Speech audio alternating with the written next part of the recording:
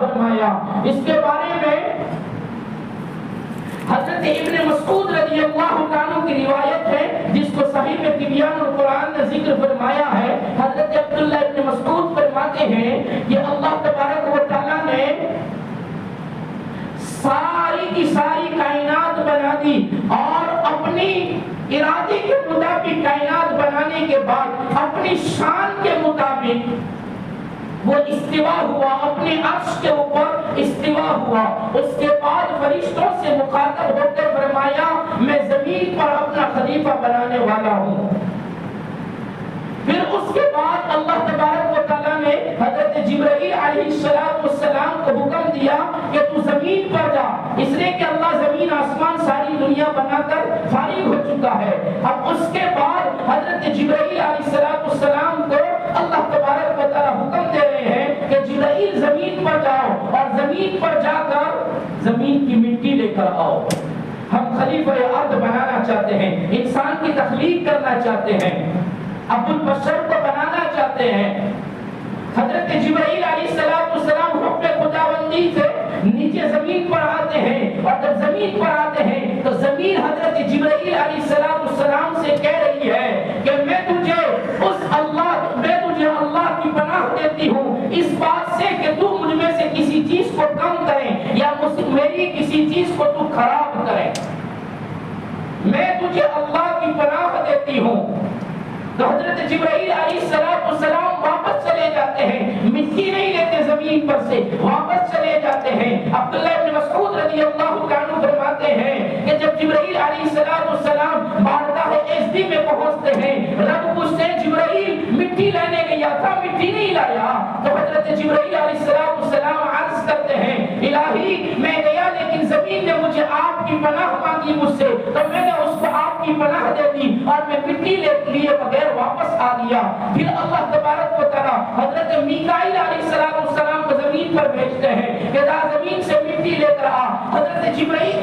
میکائیل علیہ السلام زمین پر آتے ہیں تو پھر زمین ان سے بھی یہی مخاطب ہو کر کہتی ہے تجھے اللہ کی پناہ دیتی ہوں کہ تو مجھ میں سے کسی چیز کو کمی کرے یا میری کسی چیز کو تو خراب کرے۔ تو میکائیل علیہ السلام بھی خالی ہاتھ واپس جاتے ہیں اور وہی سرگزشت سناتے ہیں جو جبرائیل علیہ السلام نے سنائی۔ تو پھر اللہ تبارک و تعالی حضرت اسرائیل علیہ السلام جس کو ملک الموت کہتے ہیں، حضرت اسرائیل علیہ السلام کو اللہ زمین پر بھیجتے ہیں کہ تو زمین پر جا اور مٹی لے کر آ۔ حضرت اسرائیل علیہ السلام جب زمین پر آئے تو زمین نے ان کو بھی پناہ مانگی اور کہا تجھے اللہ کی پناہ۔ تو اسرائیل نے کہا میں بھی پناہ دیتا ہوں اور اس بات کی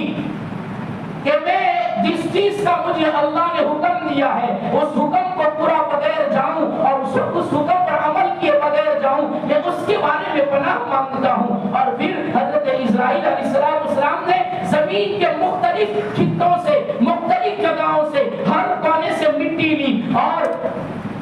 مٹی اس اعتبار سے کہ کچھ مٹی کالی تھی، کچھ مٹی سفید تھی اور کچھ مٹی سرخ تھی، یہ مختلف مٹیوں کو لیا اور پھر حضرت اسرائیل علیہ السلام اس مٹی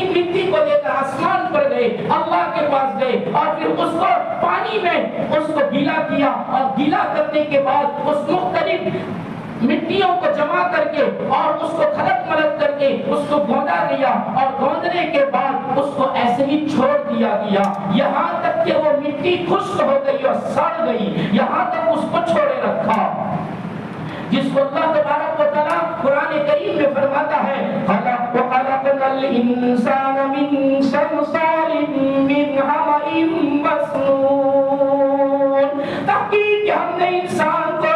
بجنے والی مٹی سے پیدا کیا اور وہ ایسی مٹی تھی کہ پہلے سیاہ ہو گئی اور بدبودار گارا بن گیا، سڑ گئی، اتنی مٹی ہونے دی اور اس کے بعد ہم نے پھر اس بھونی ہوئی مٹی کو اور اس سوکھی ہوئی مٹی کے ذریعے سے ہم نے حضرت انسان کو بنایا۔ جب پھر اللہ تبارک و تعالیٰ نے حضرت آدم علیہ السلام کی تخلیق کرنا شروع کیا تو اللہ نے اپنے ہاتھوں سے آدم کو بنایا اور وہ اس لیے اپنے ہاتھوں سے بنایا تاکہ شیطان دیکھ لے اور یہ دیکھنے کے بعد کہیں وہ بڑائی نہ کرے اور یہ نہ کہیں کہ میں اس سے بڑا ہوں، شیطان کے دل میں بڑائی پیدا نہ ہو، اس لیے اللہ تبارک و تعالیٰ نے حضرت آدم کو اپنے ہاتھوں سے بنایا، تخلیق انسان کو اللہ نے اپنے ہاتھوں سے کیا ہے۔ گارا مٹی ساری مخلوقات کو کن لفظ کن سے بنایا، لیکن حضرت انسان کو اللہ نے ہاتھوں سے بنایا ہے۔ خلقت الانسان بیدی، میرے ہاتھ سے انسان کو بنایا۔ حضرت آدم علیہ السلام کی تخلیق کی اور فرمایا 40 سال کے عرصے تک، صحیح طبیان القرآن نے لکھا 40 سال کے عرصے تک صرف اللہ نے انسانی پتلا بنا کر، بشری پتلا بنا کر 40 سال تک بے جان اس کو پڑے رہنے دیا۔ تخلیق نے ابھی روح نہیں ڈالی ہے، چہرہ بنا دیا، مجسمہ بنا دیا، آدم کو بنا دیا گیا، اور بشری تصویر بنانے کے بعد 40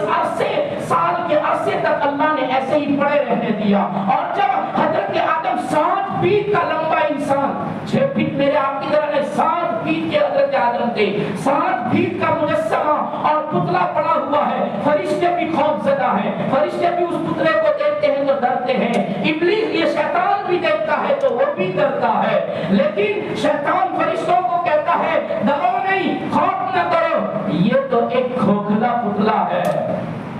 یہ تو ایک کھوکھلا ہے۔ اور حضرت آدم کا جو پتلا بنا تھا اس پر جب ہاتھ لگایا جاتا تھا تو اس میں سے ایسی آواز آتی تھی جیسے مٹکے کو کھنکھنانے سے آواز آتی ہے، ایسی آواز آتی تھی، اس لیے کہ مٹی کا پتلا بنا ہوا ہے، اندر سے کھوکھلا ہے، اس لیے آواز آتی ہے۔ اس لیے اللہ تبارک و تعالیٰ فرماتا ہے ہم نے انسان کو کھنکھنانے والی مٹی سے، خشک مٹی سے ہم نے پیدا کیا ہے۔ پھر حضرت آدم علیہ السلام کے پتلے میں اللہ نے روح ڈالی تو سب سے پہلے روح سر کے اندر ڈالی۔ حضرت آدم علیہ السلام کے سر میں سب سے پہلے روح ڈالی تو حضرت آدم علیہ السلام کو چھینک آئی۔ چھینک آنے پر فرشتے نے کہا الحمدللہ کہو، تو حضرت آدم علیہ السلام نے الحمدللہ کہا۔ پھر حضرت آدم علیہ السلام کے اندر ڈالی جانے والی روح آنکھوں میں آئی، اور آنکھوں میں جب روح آئی تو حضرت آدم نے سب سے پہلے جنت کے پھلوں کو دیکھا، اور پھر وہ ہوتے ہوتے پیٹ تک آئی تو حضرت آدم علیہ السلام کو سب سے پہلے طعام کی حاجت ہوئی اور خواہش ہوئی، بھوک لگی، سب سے پہلے کھانے کی خواہش ہوئی۔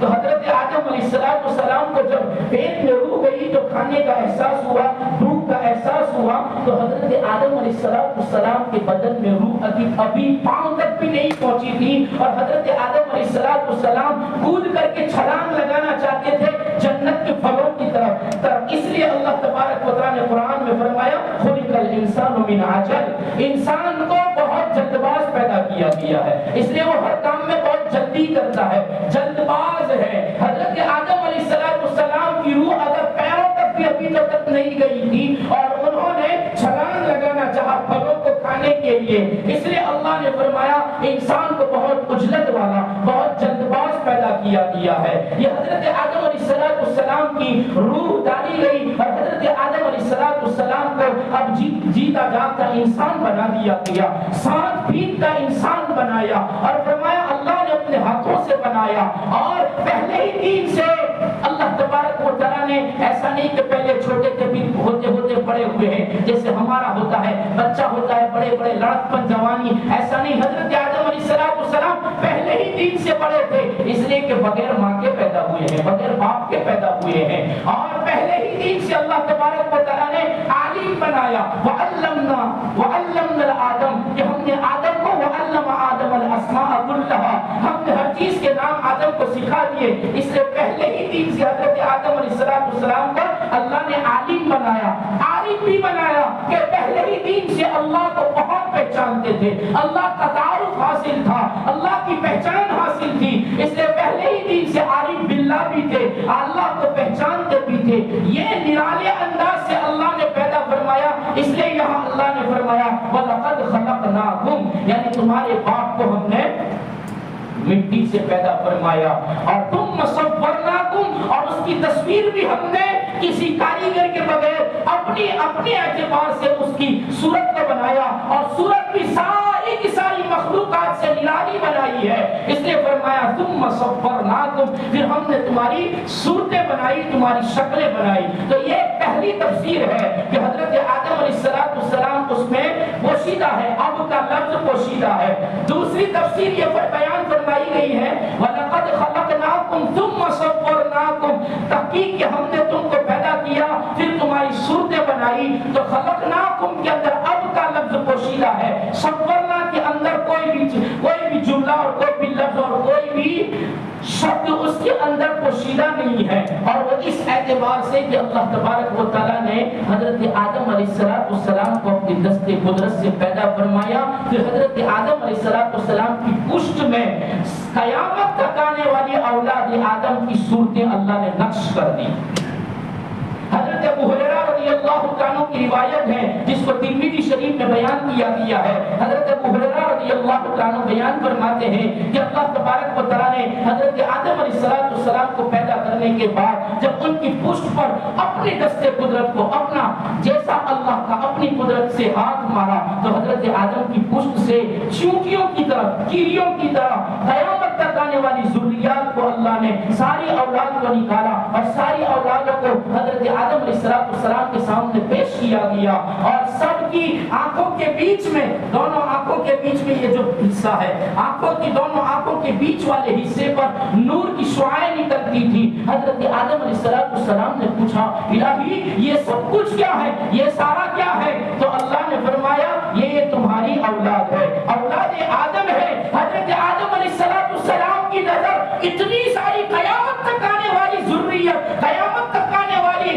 اولاد آدم، اس میں ایک آدمی پر نظر پڑی حضرت آدم علیہ السلام کی. تو حضرت آدم علیہ السلام نے فرمایا اس کی آنکھوں کے بیچ میں سے نکلنے والا نور مجھے بہت پسند ہے، بہت اچھا لگتا ہے. یہ کون ہے؟ تو اللہ نے فرمایا تیری اولاد میں سے حضرت داؤد ہے. حضرت آدم علیہ السلام نے، میں آپ کو ترمذی شریف کی روایت سنا رہا ہوں، حضرت ابو ہریرہ کا حوالہ ہے. فرمایا حضرت آدم علیہ السلام نے یا اللہ یہ داؤد کی عمر کتنی ہے، کتنے سال دنیا میں رہے گا؟ تو اللہ نے فرمایا اس کی عمر 7 سال کی ہے. تو حضرت آدم علیہ السلام نے فرمایا یہ مجھے بہت اچھا لگتا ہے، اس کی شعاعیں، اس کا نور مجھے بہت اچھا لگتا ہے، یا اللہ اس کی عمر بڑھا دیجئے. فرمایا ہم نے لوح محفوظ میں 7 سال لکھ دیے ہیں، الہی میری عمر 1000 سال کی تو نے بنائی ہے، اس میں سے 40 سال اس کو دے دے. یا اللہ میری عمر میں سے 40 سال داؤد کو دے دے. اللہ نے فرمایا جب تو دینا چاہتا ہے تو ہم اس کی عمر 40 سال کر کے 100 سال کر دیتے ہیں. 7 اور 40 100 ہو گئے، 100 سال کی عمر کر دیتے ہیں. جب حضرت آدم علیہ السلام دنیا میں آ گئے اور جب ان کے مرنے کا وقت آیا، ملک الموت آئے، تو ملک الموت سے حضرت آدم فرماتے ہیں میری عمر تو 1000 سال کی ہے، ابھی تو 40 سال باقی ہے. تو حضرت اسرائیل نے کہا آپ نے اپنی عمر کی 40 سال اپنے بیٹے داؤد کو دے دیے ہیں، آپ بھول گئے. حضرت آدم علیہ السلام نے کہا ہم بھول گئے. تو حضرت آدم بھول گئے، اس لیے اس کی اولاد میں بھی بھولنے کا مادہ ہے کہ انسان کو نسیان، بھولنے کا مادہ ہے. ہر انسان بھول جاتا ہے، بھولنے کی اللہ نے اس میں صفت رکھی ہے. اگر بھولنے کی صفت نہ ہوتی تو میرا آپ کا جینا ہی دوبھر ہو جاتا، کوئی زندہ نہ رہتا. باپ کے مرنے کا صدمہ اگر نہ بھولتے تو کوئی زندہ ہی نہ رہتا، ماں کے مرنے کا صدمہ نہ بھولتے تو کوئی زندہ ہی نہ رہتا. اس لیے اللہ نے بھولنے کا مادہ اولاد آدم میں بھی پیدا فرما دیا، اور حضرت آدم نے لغزش کی، اس کی اولاد بھی لغزش کرتی ہے.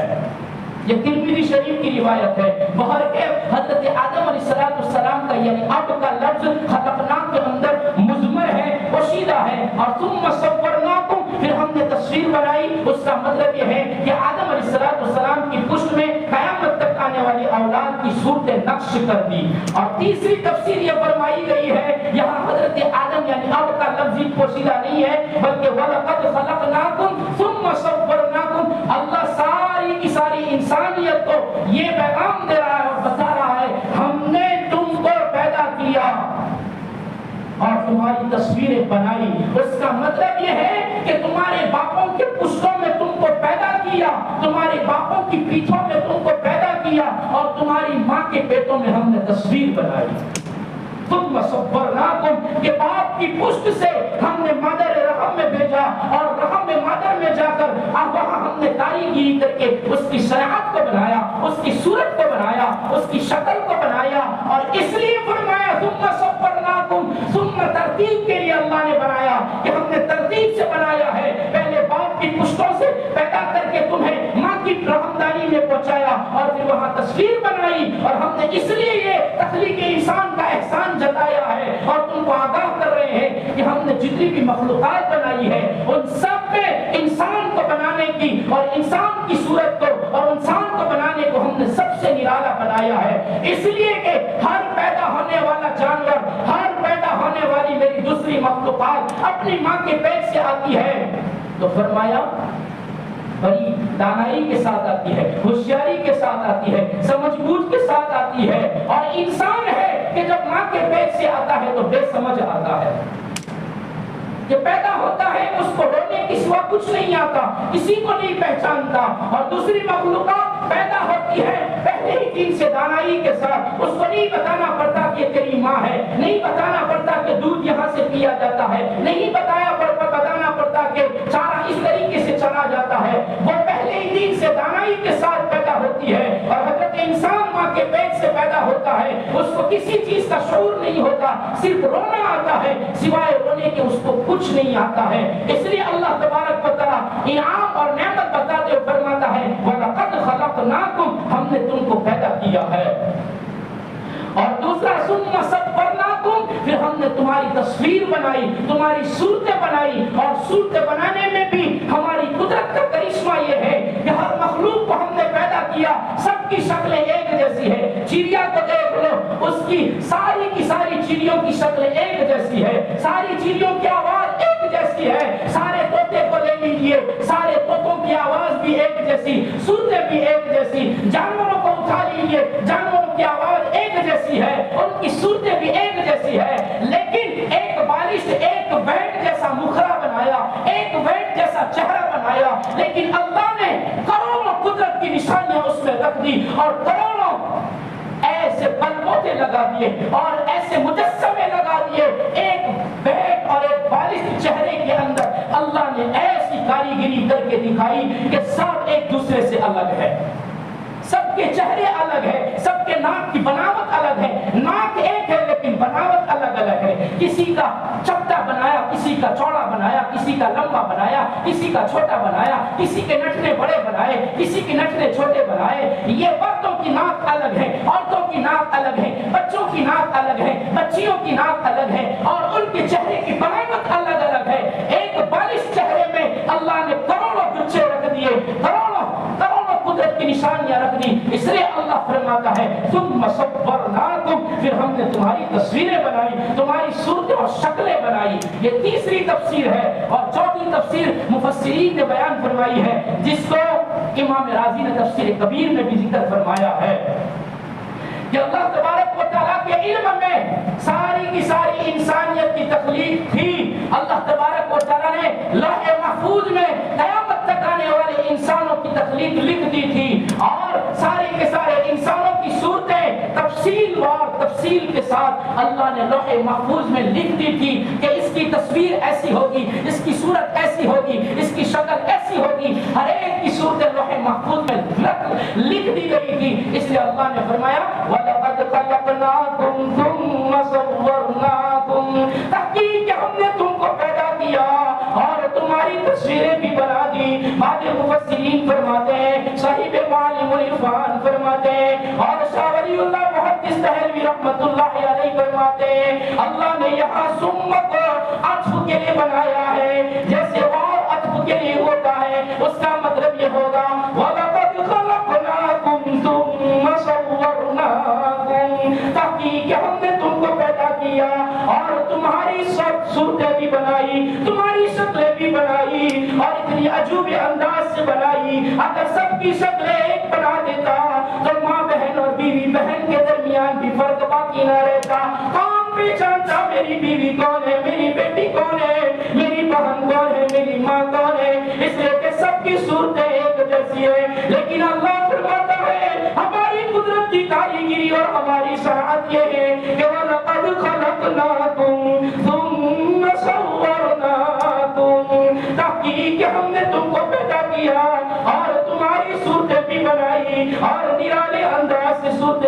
بنائی. او آدم تجھے پیدا کر دیا 7 فیٹ کی آدم کو بنانے کے بعد روح ڈالنے کے بعد اللہ نے فرمایا ثم قلنا للملائکۃ اسجدوا لآدم. میرا آدم بن گیا نرالے انداز سے بنایا, میں نے اپنے ہاتھوں سے بنایا. ہاتھوں سے بنی ہوئی چیز کی وقت بھی ہوا کرتی ہے, عظمت بھی ہوا کرتی ہے, اہمیت بھی ہوا کرتی ہے. رب نے فرمایا او میرے فرشتوں میں نے تمہیں اربع سال پہلے بنایا, اربع سال پہلے بنایا. شاہ محدث دہلوی رحمۃ اللہ علیہ فرماتے ہیں اللہ نے فرشتوں کو تو اربع سال پہلے بنایا تھا, لیکن آج حضرت انسان کو بنانے کے بعد اللہ نے فرمایا او میری نوری مخلوق آ جاؤ نا, آج میرے آدم کے سامنے سجدہ کرنا ہے. ثم قلنا للملائکۃ اسجدوا لآدم. آدم کے سامنے زمین جھکا دیجئے نا, سجدے میں چلے جائیے نا. سارے کے سارے فرشتے آ گئے اور سب نے فرشتوں نے عاجزی کرتے ہوئے فرمایا فسجدوا الا ابلیس لم یکن من الساجدین. قربان جاؤں قرآن تیری فصاحتوں پر, تیری بلاغتوں پر, تیرے کیا نرالے انداز ہیں. فرشتے آ گئے, سب تک سب کھڑے ہو گئے, صفوں میں کھڑے ہو گئے. الہی آج تیرا حکم ہے, تیری حکم کی تعمیل میں ہم حاضر ہیں. کہاں سجدہ کرنا ہے کر دیجئے نا, یہ 7 فیٹ کے کھڑے انسان کے سامنے سجدہ کر دیجئے نا. فسجدوا, سارے کے سارے فرشتے کسی چرا کے بغیر کسی سوال کے, بغیر کسی اعتراض کے رب کے حکم کی تعمیل کرتے ہوئے زمین جھکا دی سجدے میں گر گئے. لیکن فرمایا الا ابلیس, لیکن ابلیس نے انکار کر دیا, سوال کر دیا, اعتراض کر دیا. اور اعتراض کرنے کے بعد کہنے لگا میں تو سجدہ نہیں کروں گا. رب کہتا ہے لم یکن من الساجدین, وہ سجدہ کرنے والوں میں سے نہیں تھا. اب اس کے بارے میں مفسرین نے جو تفسیر کی ہے بڑی عجوبہ ہے, لیکن وقت آج نہیں ہے, اس لیے کہ ہماری خوش نصیبی سمجھو اور میرے آپ کے لیے عبرت سمجھو کہ اللہ نے میری آپ کی عبرت کے لیے, مجھے آپ کو آگاہ کرنے کے لیے, مجھے آپ کو جھنجھوڑنے کے لیے, اور میرے بندو دین کا کام اگر نہیں کرو گے تو میں کسی کا محتاج نہیں ہوں. میں اللہ الصمد ہوں, میں بے نیاز رب ہوں, اور میں بے نیاز ایسا ہوں کہ جب کام لینے پر آتا ہوں تو میں نے پرندوں سے بھی لیا ہے, درندوں سے بھی لیا ہے, ہم نے بھیڑی اور شیر سے بھی کام لیا ہے. اور اگر تمہیں اس سے تسلی نہیں ملتی ہے تو ہم بتانا یہ چاہتے ہیں کہ جب ہم کام لینے پر آتے ہیں, جب ہمارے دین کی بے حرمتی ہوگی, ہمارے دین کی عظمت دلوں سے نکلے گی, تو ہم تو معذورین کو کھڑا کر دیں گے, ہم تو گنگے بہروں کو بھی کھڑا کر دیں گے, اور دین کا کام ان کے اشاروں سے کرا لیں گے. یہ اللہ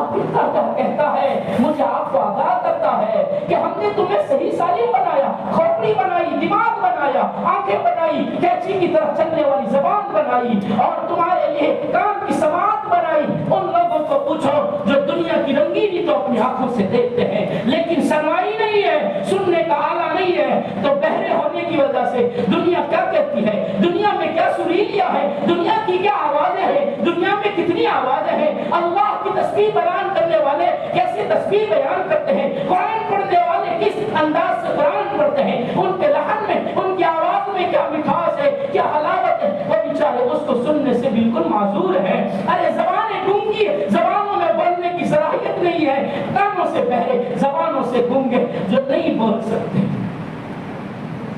اپنی ماں کو ماں نہیں کہہ سکتے, اپنوں کو نہیں بلا سکتے, رب کا ذکر کرنا چاہتے ہیں, قرآن پڑھنا چاہتے ہیں, لیکن زبانیں ہلتی نہیں ہے, زبانوں میں بولنے کی سخت نہیں ہے. اللہ نے مجھے آپ کو ان ساری نعمتوں سے نوازا, اور یہ گنگے, یہ بہرے معذورین ہماری بستی میں آئے مجھے آپ کو متنبہ کرنے کے لیے, مبارک مہینے میں اٹھانے کے لیے, اٹھو لوٹ کے بچا لو اپنا گلستہ یارو، کہ گلستہ کو لوٹنے کے لیے ہر ایک کی ٹکٹکی لگی ہوئی ہے۔ اقوام عالم نے نظریں دوڑائی ہے کہ ان کے ایمان کو کھوکھلا کر دو، ان کے ایمان کو چوس لو تاکہ ان کی ایمانی آوازیں بلند نہ ہو۔ تو اللہ نے گونگے بہروں کو کھڑا کر دیا کہ آؤ تم میدان میں آؤ، بولنے والے نہیں بولتے، سننے والے نہیں سنتے ہماری باتوں کو، تم بہرے گونگے ہو کر آؤ اور ہمارے دین کا کام کرو۔ تو ہماری بستی میں گونگوں بہروں کی معذورین کی جماعت آئی ہوئی ہے، اور وہ مجھے آپ کو اشاروں سے بتائیں گے دین کیا ہے، ایمان کیا ہے، نماز کیا ہے، اللہ کے احکام کیا ہے، وہ اشاروں سے بتائیں گے۔ ان کا ترجمہ کرنے والے اس کا ترجمہ کریں گے، ان کے اشاروں کی باساختر کر کے ہمیں آپ کو بتائیں گے، ٹرانسلیشن کر کے بتائیں گے کہ وہ کہنا کیا چاہتے ہیں۔ تو 10 منٹ ان کو دیا جاتا ہے، اس کے بعد 5 منٹ تشکیل ہوگی اور اس کے بعد انشاءاللہ دعا ہو جائے گی۔ تو حاضرین حضرات جو جماعت میں آئے ہوئے ہیں آ جائیں اور دین کی بات امت کے سامنے پیش کریں۔